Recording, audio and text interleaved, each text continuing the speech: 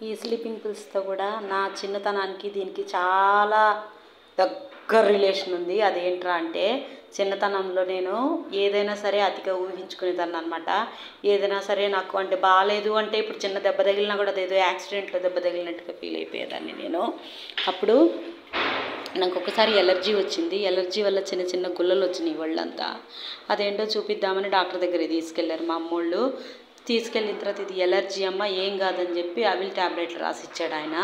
Half మాత్రమే వేసుకోవాలి అని చెప్పి పంపించేశారు. నన్ను హాస్పిటల్‌లో చూపించి ఇంట్లో వదిలిపెట్టి వెళ్ళిపోయిన తర్వాత నేను ఒక్కదాన్నే ఇంట్లో ఉన్నాను.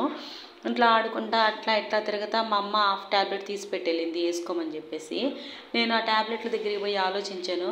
ఒరే, హాఫ్ టాబ్లెట్ వేసుకుంటే చిన్నగా తగ్గిపోద్ది, మొత్తం ఒక్కసారి వేసుకుంటే తగ్గిపోద్ది కదా ఒక్కసారి అని చెప్పి 10 ఏమో ఉన్నాయి మొత్తం వేసుకున్నాను నేను స్లీపింగ్ పిల్స్.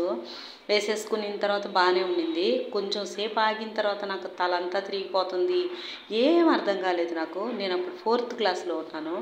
ఏంద్రా స్వామి ఇది ఇట్లా అయిపోతా ఉందని చెప్పేసి మొహం కడుక్కుందాం తొట్టు కాడికి పోయాను.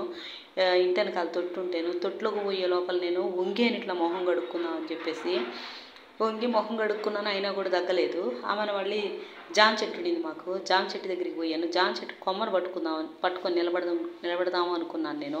కళ్ళు తిరిగి పడిపోతా ఉంటే జామ చెట్టు కొమ్మను పట్టుకోపోయి నేను ఒక చిన్న కొమ్మ ఒకటి ఉంటే ఊగిలాడేది, దాన్ని పట్టుకొని దబాని కింద పడ్డాను. పడిన తర్వాత మూతితో కూడా అదిరిపోయింది నాకు.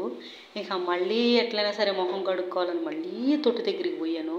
తొట్టు దగ్గరికి పోయినా కూడా నాకు కళ్ళు రమ్మని తిరిగిపోతూ ఉంటాయి. అట్లా వంగానో లేదో పోయి తొట్టులో పడిపోయాను నేను. తొట్టులో పడిపోయిన తర్వాత నా పరిస్థితి ఏమైందో తర్వాత ఎపిసోడ్లో చూడండి.